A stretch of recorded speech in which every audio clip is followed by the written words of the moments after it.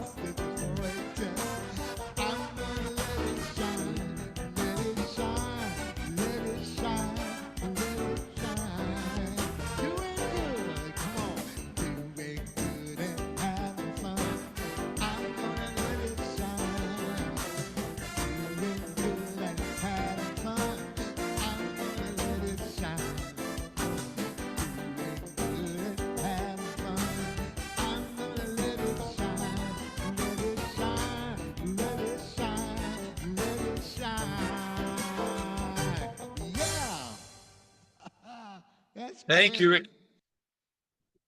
Thank you, Ricky, and thank you, Don. Okay, at this time, Julio's going to come in and say a few words about polio, World Polio Day. Julio. He's still signing the card.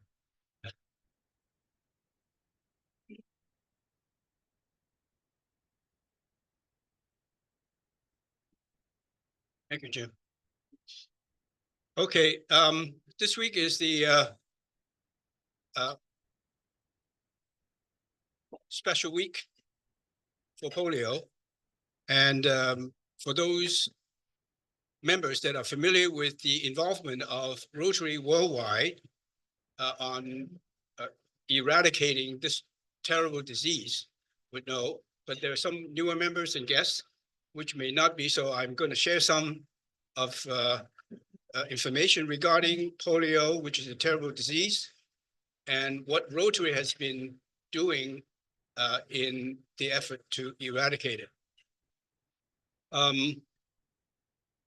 Throughout the years, Rotary worldwide has contributed more than 2.1 billion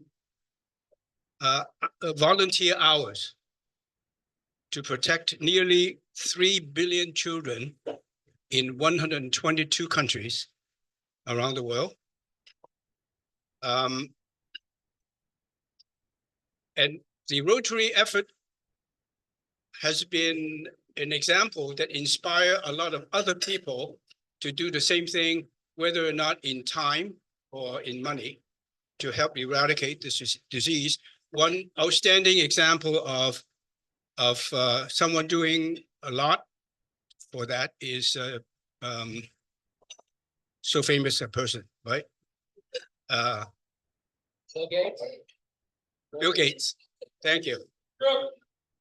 And so that's important. And a lot of countries and health organizations are, of course, very active in doing that as well. Today, the remaining cases are still prominent. Well, even though it's very few now, but they still exist and they can still infect. But the two countries in the Middle East is Pakistan and Afghanistan. They still have cases that still have to be worked out and eradicate, at least keep it as slow as possible, which means doing a lot of things to give injections to children under 5. I think the fifth year of within the 5 years of a young child, that's the most vulnerable year to get polio in that part of the world.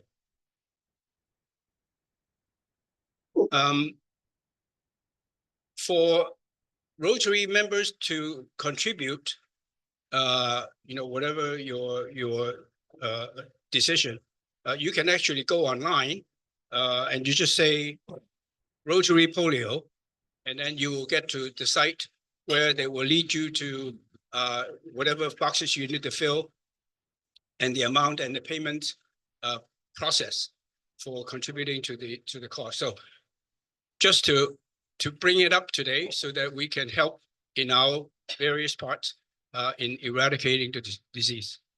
Thank you. Thank you, Julio. Julio's our international committee chair, so we want to thank him for making that presentation. I'd also like to ask, well, first of all, let me tell you that Nancy and Gary are going to Ghana this week as ambassadors of the WASH program, and I'd like to ask them to come up and say a few words.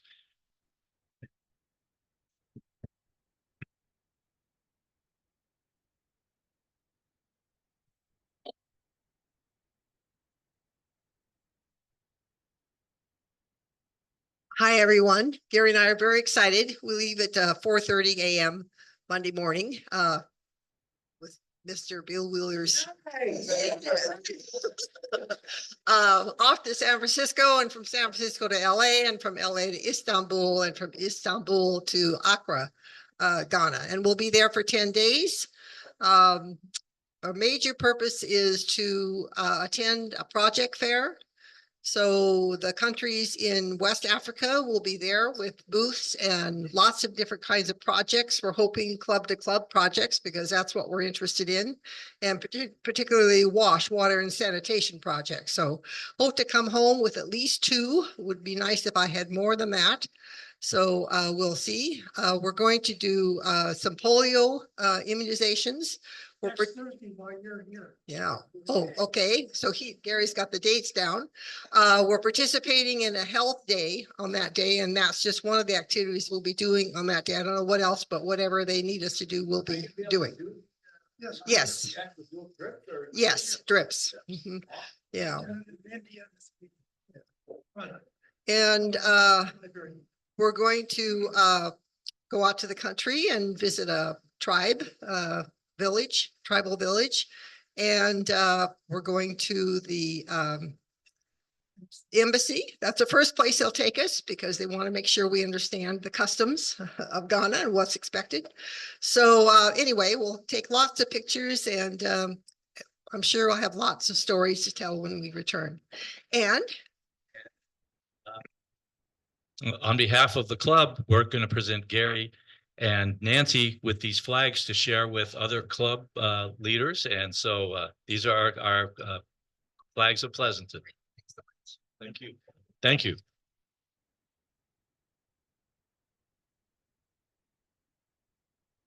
And thanks for all you guys do. Dr. Burke is going on a cruise again, and I want to give him a couple flags to share while he's on the cruise.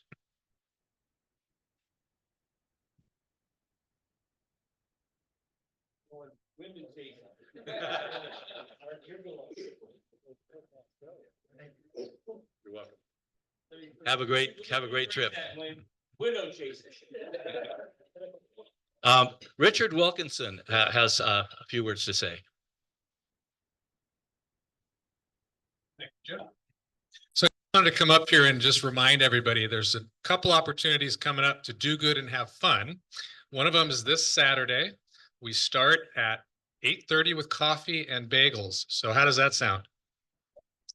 So I've got Ricky bringing up the website so I can kind of show you where to go.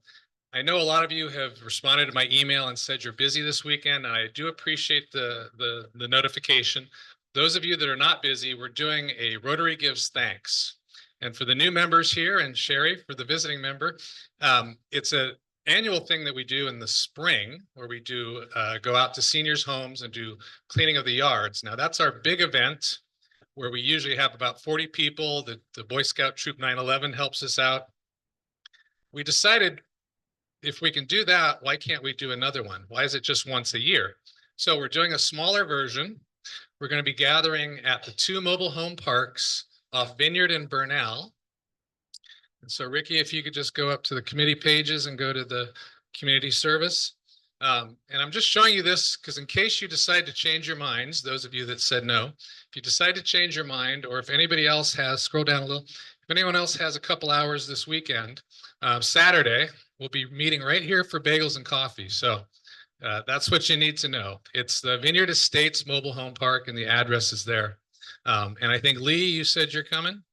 So I've got about 5 Rotarians. I would love to have about 5 more. There's 10 mobile home parks we're going to be working on. It's a lot easier because it's just weeding and some bush trimming. There's no lawn mowing. I know, Julio, last time lawn mowing almost killed you, huh? That was a lot of work last time. So that's this Saturday, 8:30. And then the next one, if you can go to the next tab, no, up, there's another tab, right? No, sorry, right there. Saturday, November 2nd, we have a new opportunity. It's called Living Arroyos. And now Brad Hurst said our club has done this before. Do you remember when that was? Our 100th anniversary. Okay.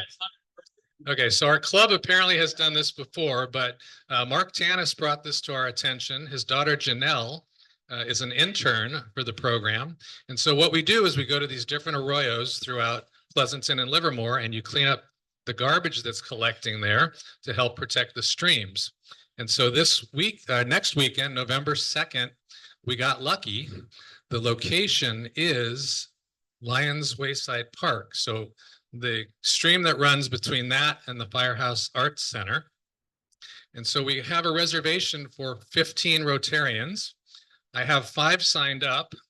I would not want to let down the Living Arroyos project. So it'd be great if I could get 10 more Rotarians to sign up. And so scroll down a little more.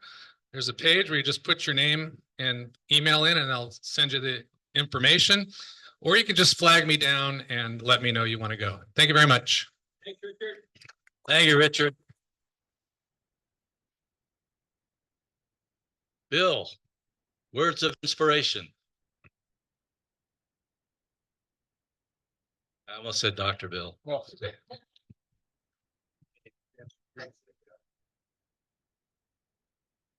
Good morning or afternoon. What time is it? Good afternoon, President Jim, fellow Rotarians and guests. They asked me to do, or I asked me to do the inspiration today since I assigned those.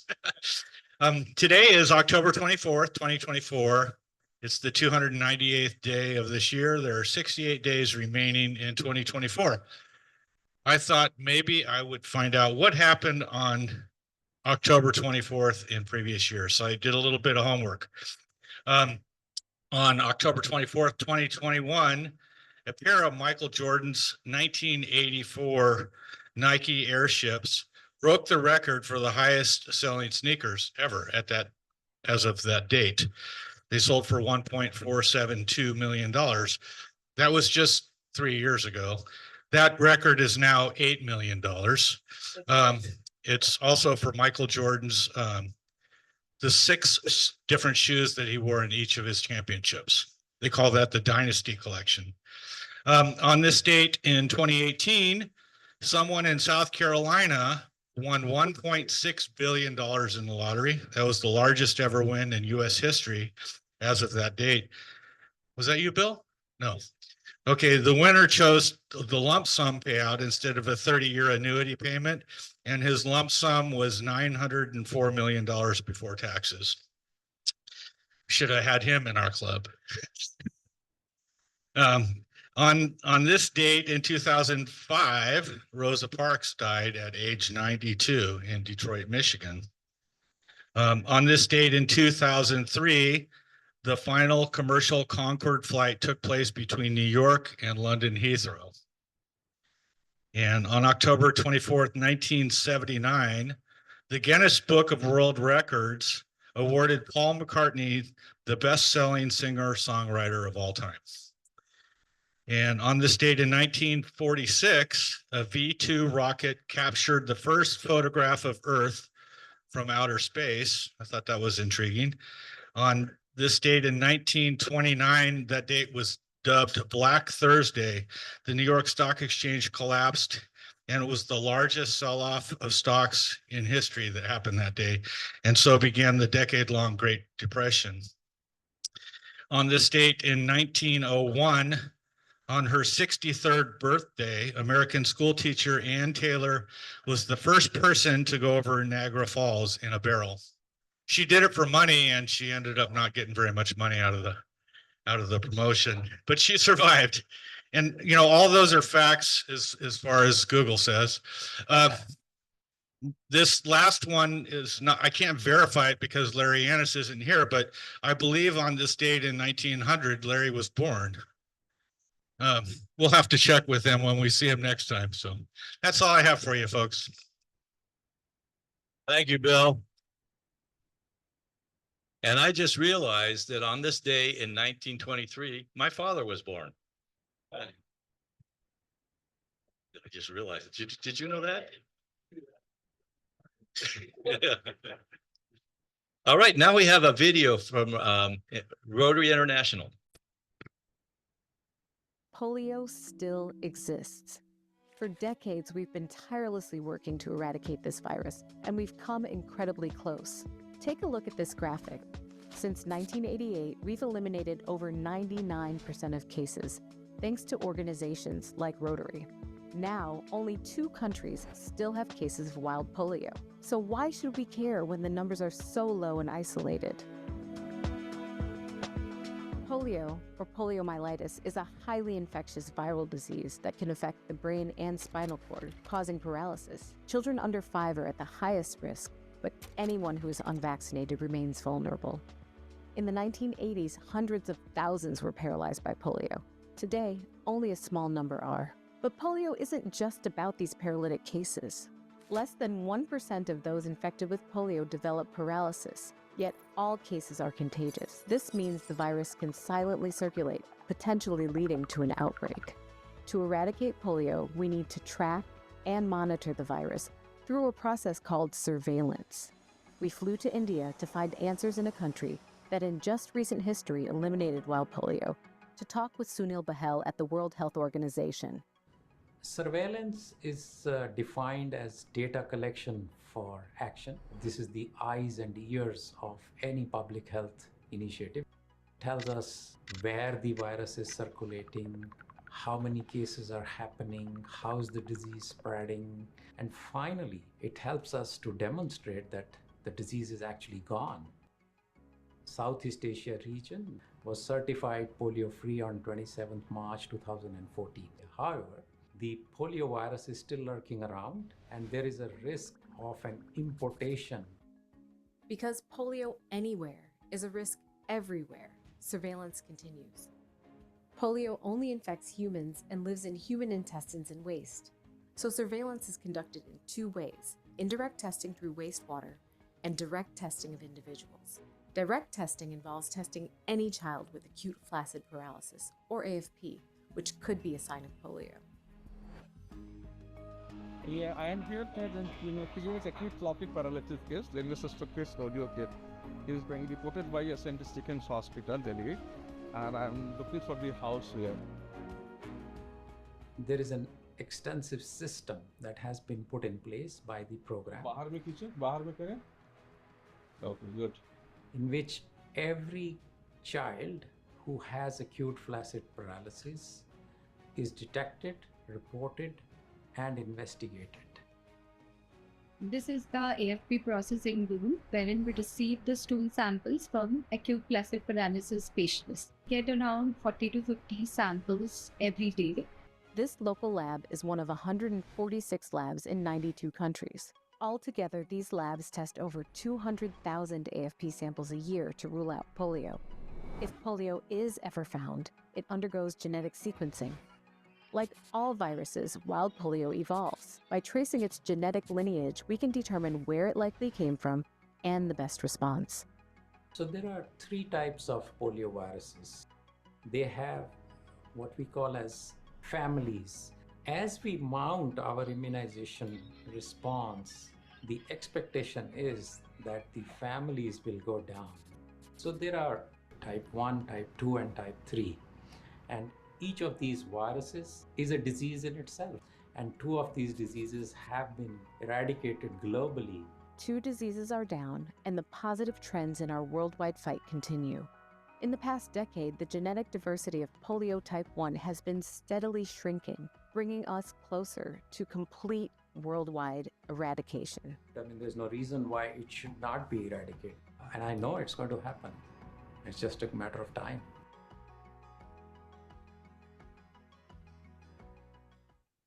Thank you, Ricky. Polio still exists.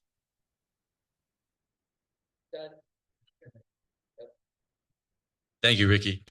At this time, I'd like to ask Brad to come up and introduce our speaker.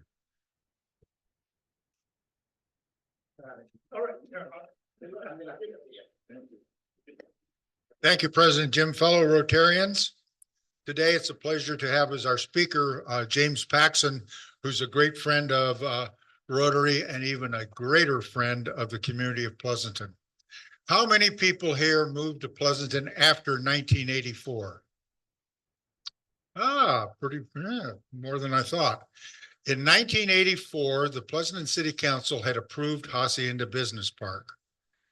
You know what happens next? There's a referendum. And about 35% of the Pleasanton residents then opposed Hacienda Business Park. Fortunately, 2/3 approved it. Today we have Hacienda Business Park.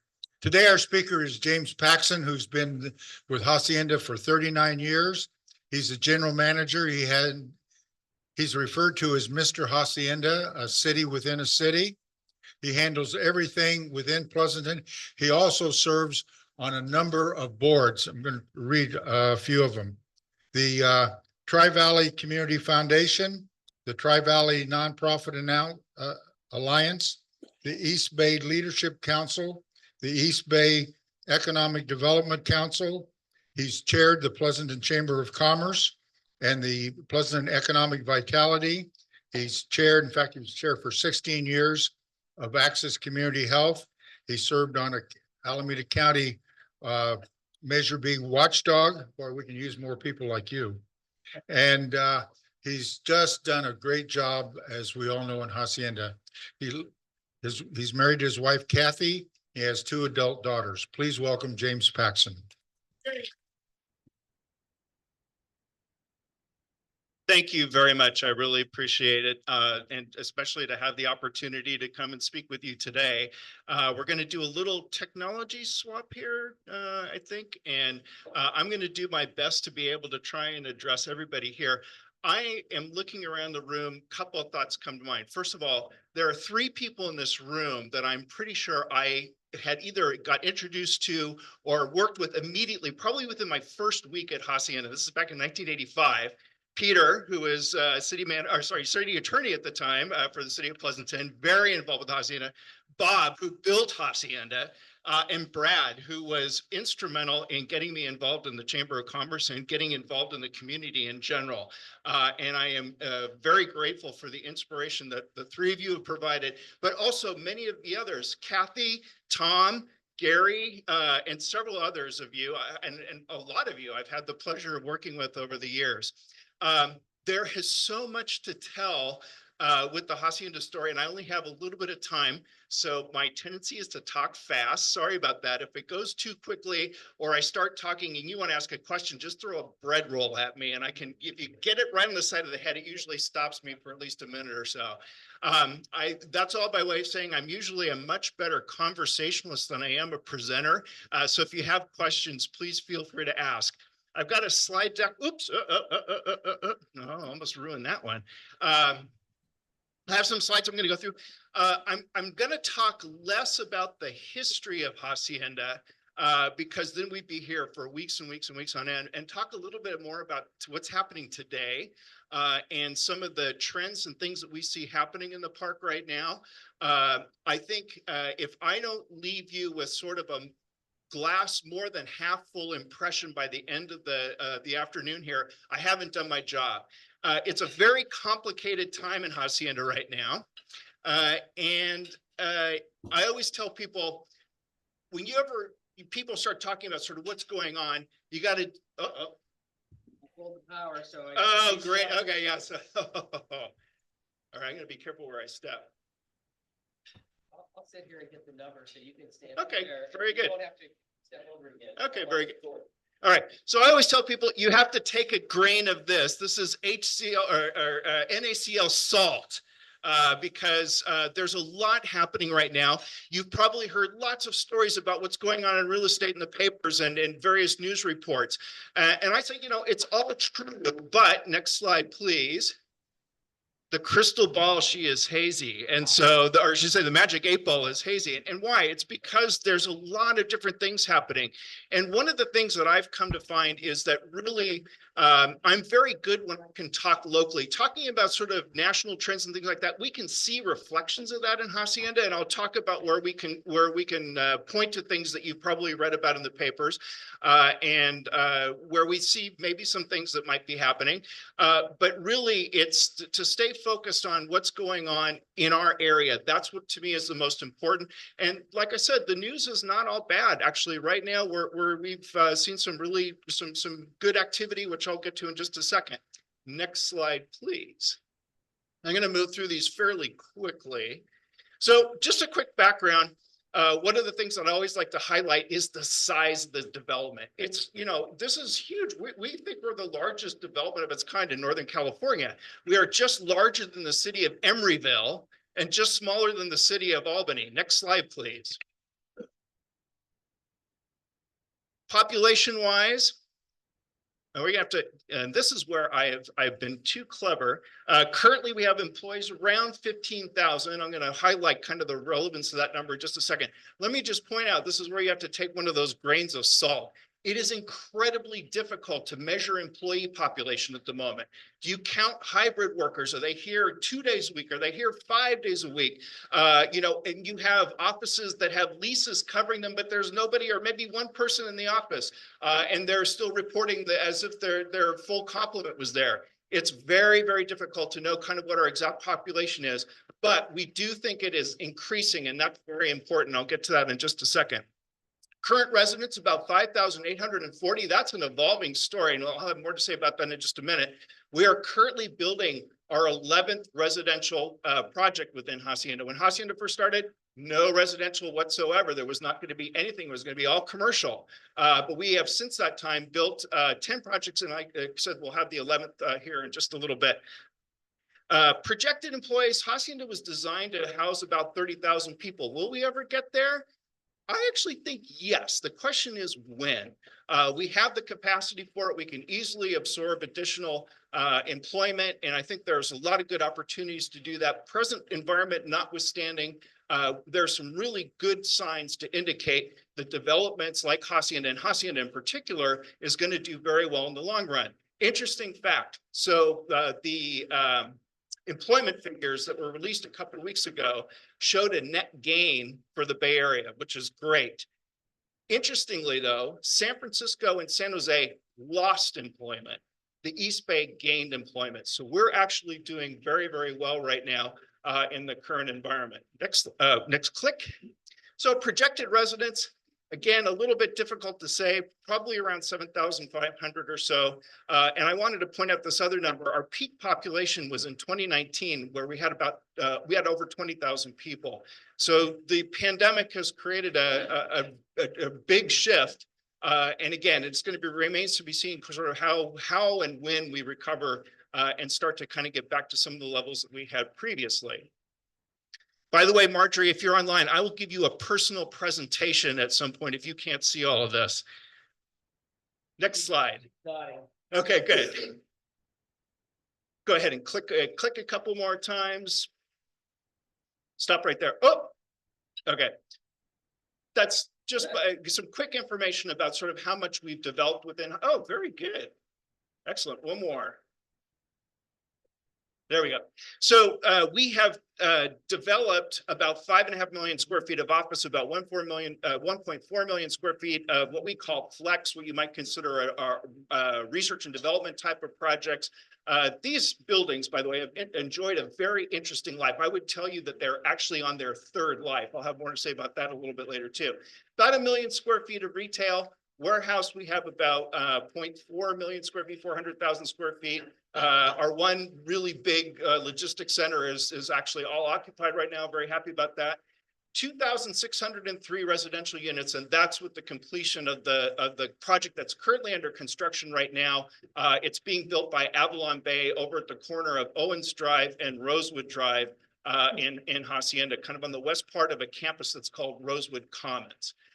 Really exciting project. It's going to have 3 different types of products, all rental. There'll be a substantial component of affordable housing in that as well, which we're very excited about.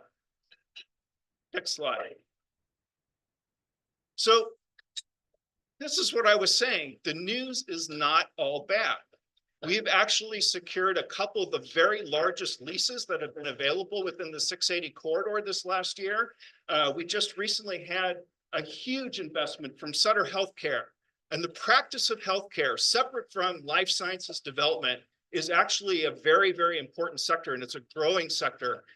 We've been very fortunate to have the investment of Stanford. Stanford has a very big presence, not just over at the hospital, but within Hacienda itself in 2 separate campuses, and they're actively developing their program and bringing in more medical services. But Sutter just signed over 80,000 square feet of leases, and they're in the process of developing 2 different facilities.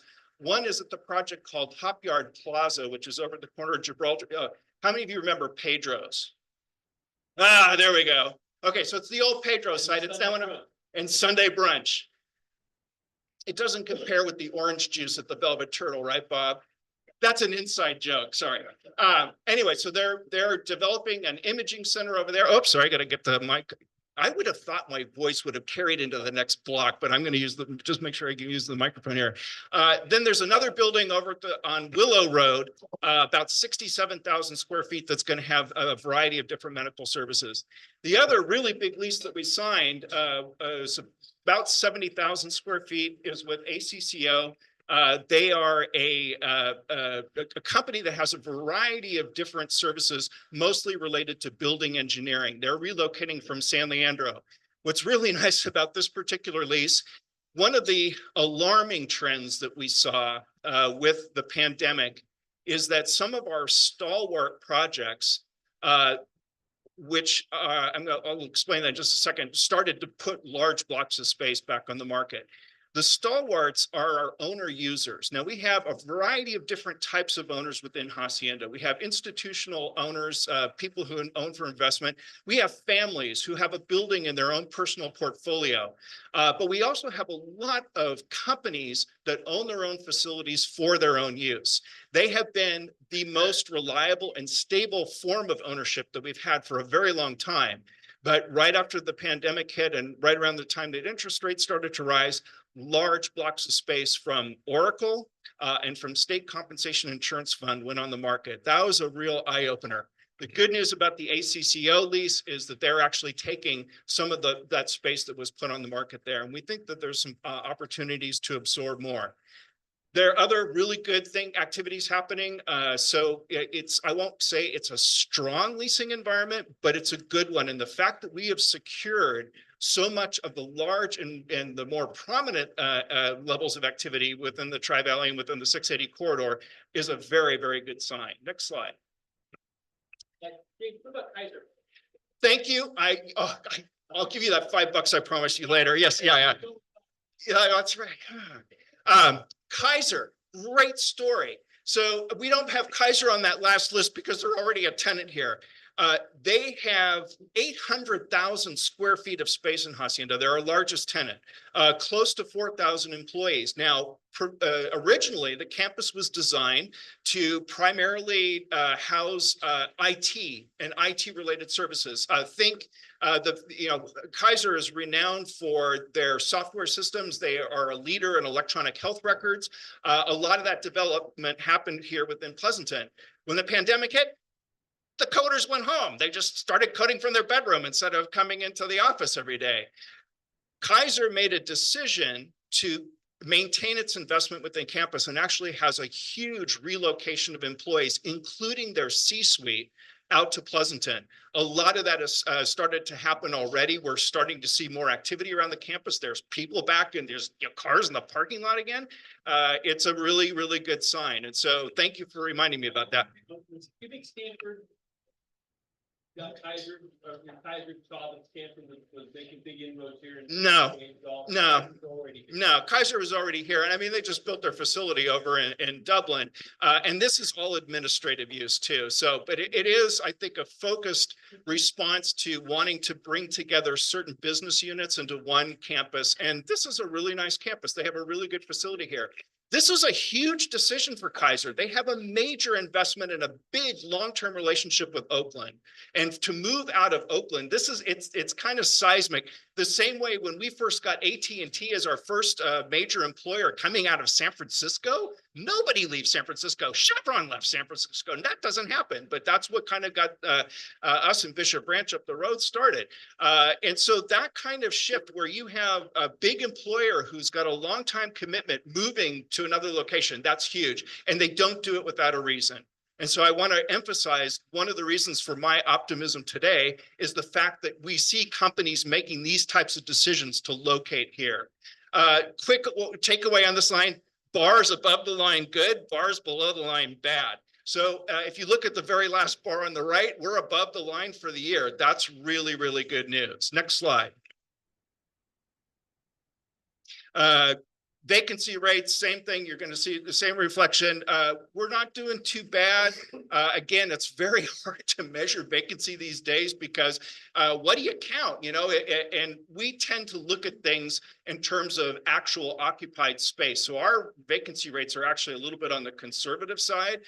So you may have a space that's covered by a lease, and most people will call that occupied. If it's available for sublease or something like that, we'll count it as vacant.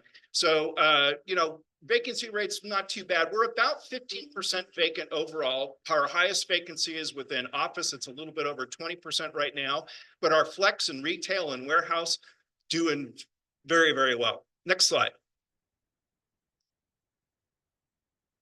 This is just a kind of a quick takeaway on the types of tenant activity that we see. We tend to look at things in three tranches: less than 10,000 square feet, 10 to 50,000 square feet, and over 50,000 square feet. This pattern that you see here is very typical. So the gold bar represents the number of transactions. The gray bar represents the amount of space that's leased. So a lot of transactions in smaller spaces, but it doesn't really account for a whole lot of the occupancy for the year. This is just for 2024.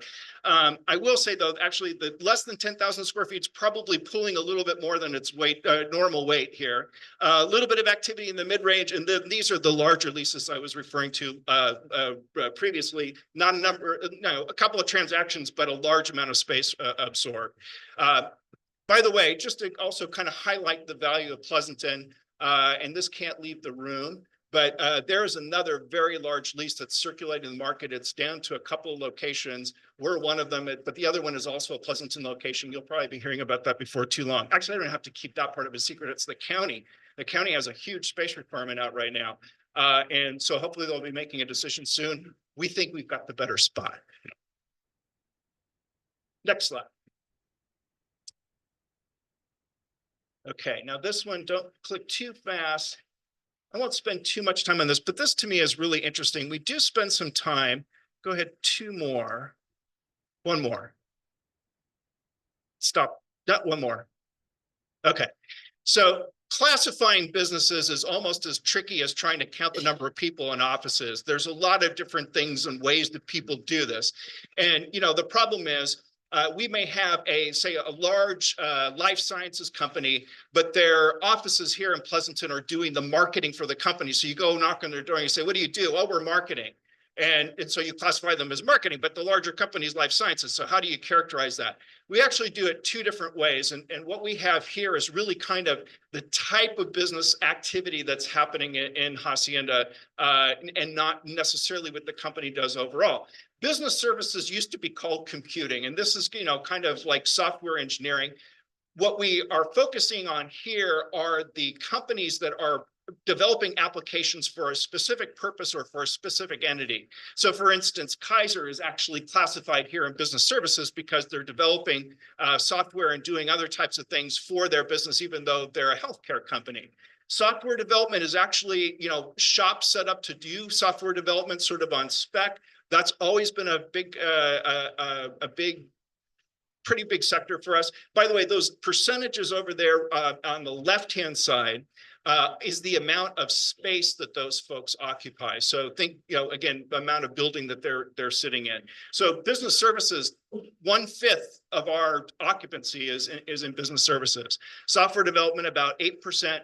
Consumer goods, 3.4%. But look at the trends there. It's kind of interesting to watch what's been happening over, say, the last 5 or 6 years. Some of these have been in decline. Some of them are growing.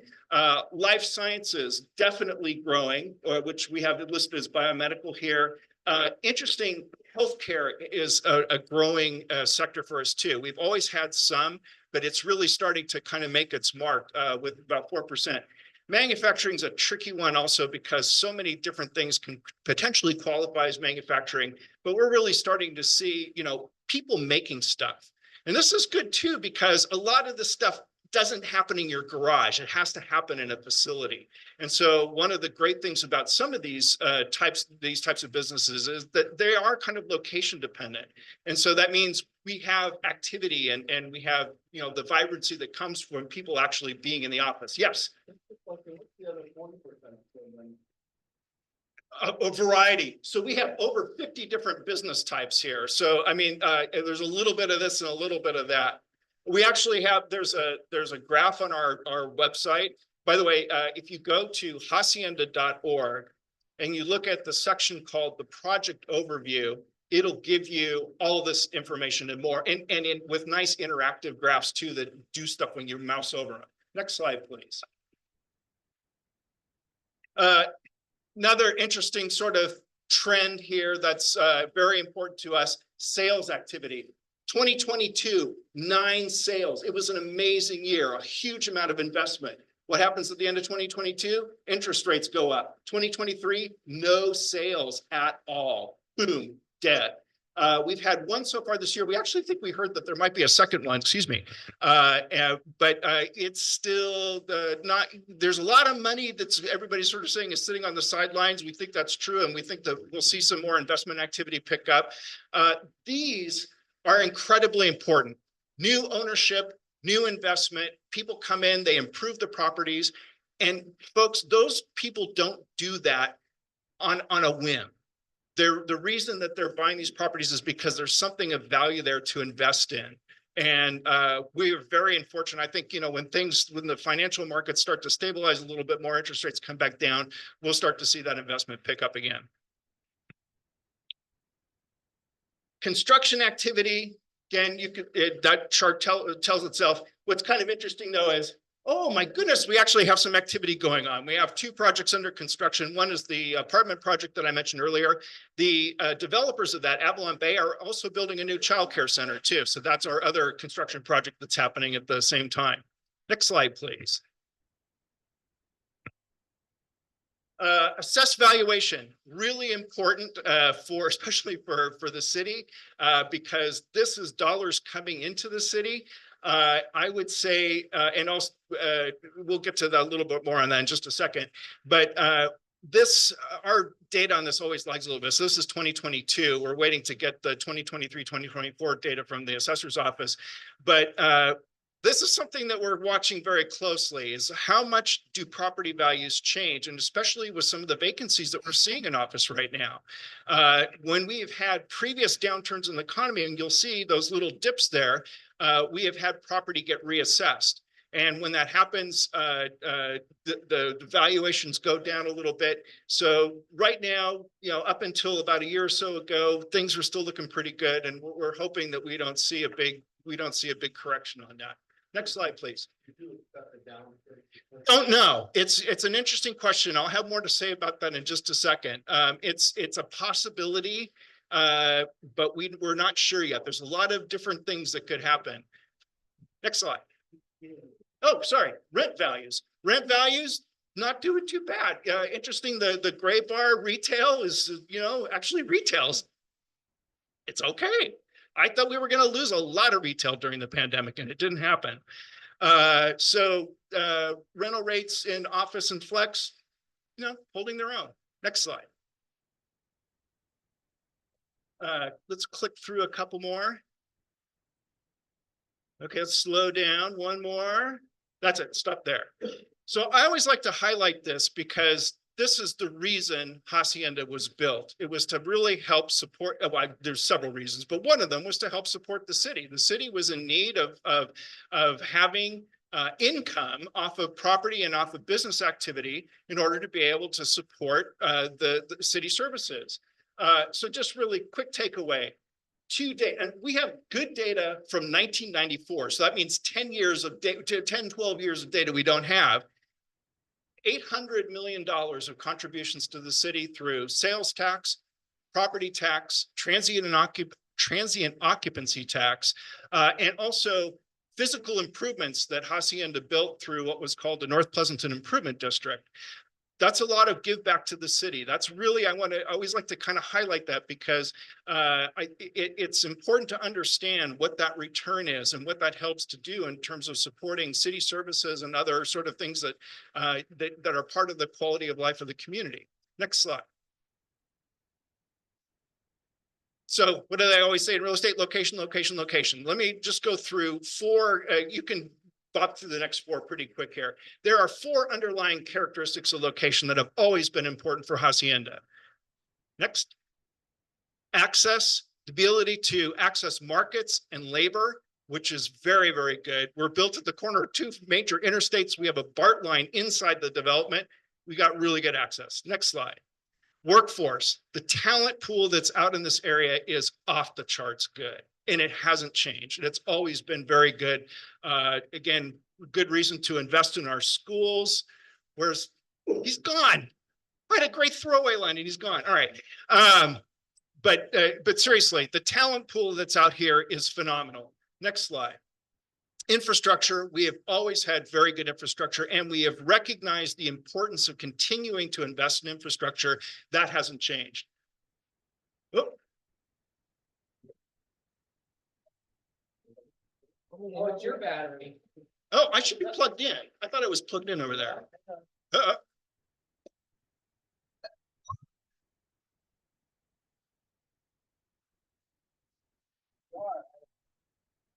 Oh, this. Ah, there we go. No wonder my laptop's unhappy. All right, there we go. Infrastructure. Next slide. Quality of life. So a little bit elusive, but everybody who comes out here says the same thing. These four characteristics are what attracted our first tenants, AT&T and some of the other first tenants that arrived at Hacienda. They have not changed. There's still fundamental reasons why people relocate to Hacienda and to Pleasanton and the Tri-Valley. Next slide, please. Okay, let me talk a little bit quickly about trends. Next slide. I love this. How many of you knew former Mayor Ed Kinney? Okay, Ed walked into my office, oh my God, it must have been about 20 years ago now, with this yellow newspaper clipping. It's from 1968 from the publication that was the precursor to the Oakland Tribune. And it was about this large mixed-use development that was being contemplated for North Pleasanton. It had golf course, it had retail, it had housing, it had office, it had everything. I like to point to this because, as I mentioned, when Hacienda first got started, we were going to be all office and industrial, a little bit of retail. But things over time, they change. And I think whoever kind of came up with this sort of knew what wanted to happen there. And we're now very much a mixed-use development. I think the better for it. Next slide. We also have done a lot of planning. We went through a major planning effort around the year 2000. And one of the things that we were asking ourselves at the time was, what do we want to be when we grow up?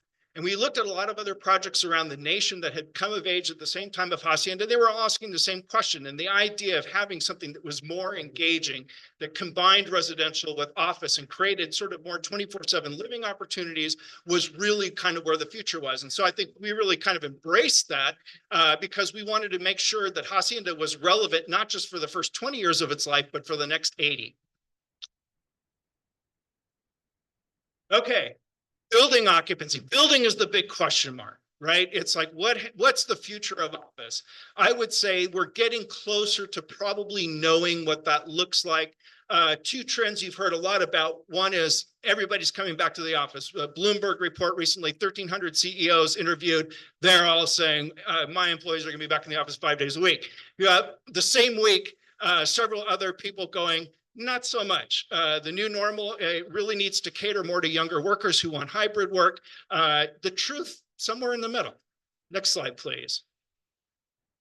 So what does that mean in terms of the future of our office buildings and what we've built so far? And I think there's a lot of really interesting questions around this. People have talked about it. So I would say there's kind of two characterizations here. One is, do you actually convert the physical structure into something else, or do you scrape and start over? So the discussions are happening around both the buildings and the land. And I would say, office to residential, I don't think our buildings are particularly well suited to be converted into residential buildings, but you may see some sites that lose their office buildings and get converted into residential developments. Manufacturing, very real possibility. We have some sites and some buildings that are very well suited to that.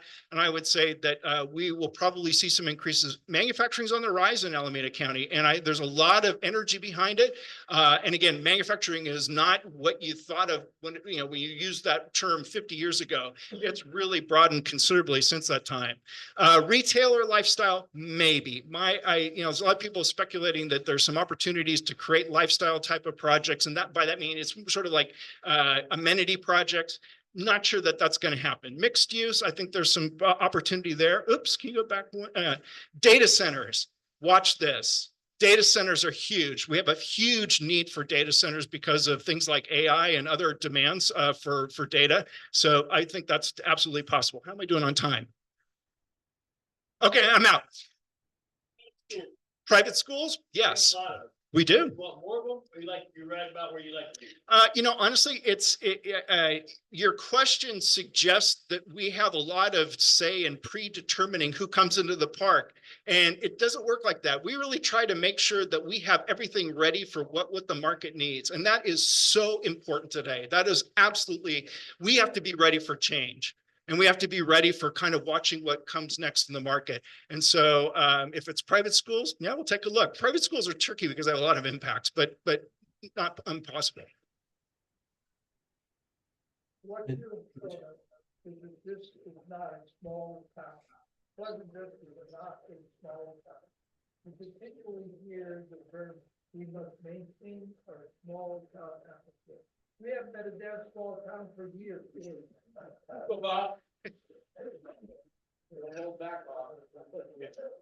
Nothing to comment on there. Yep. Hey, Okay. James? As usual, I have run out the clock. Oh, Just really one last thing. So please call me anytime. My contact information is on our website. We've got a lot of information there. We would be glad to share more with you about the development and what's happening. And thank you for this opportunity to speak. You said there was a way that we could get this information online. That would be great for some of the people that aren't here. Some Heidi that had to leave would love to have this. I'll send my slide deck. Great. All right. James, thank you. I was so. Hey, James,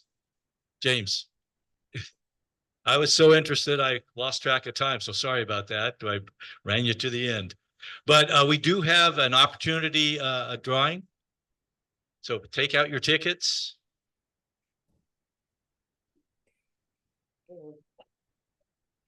James, will you draw our tickets for us? $105 in the pot. 105. All right. We have 08 4740. Check your tickets. 08 4740. well, Bill, he needs some working money. Tickets out. There's one more drawing. James, stay here. Here, Billy, come on. Get out. Get it, Bill. He thinks he can feel it. There's something he can feel the red. There must be a little corner edge or some little shit. I know.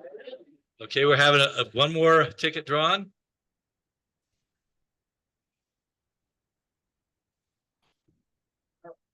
Right.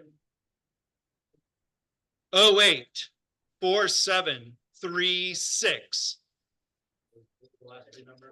736.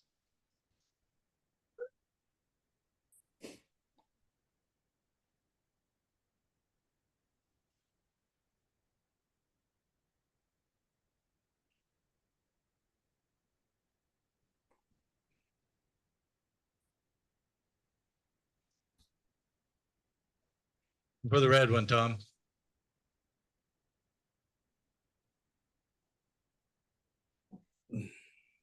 Good. Thank you, James. And thank you, everyone. This time our meeting's adjourned.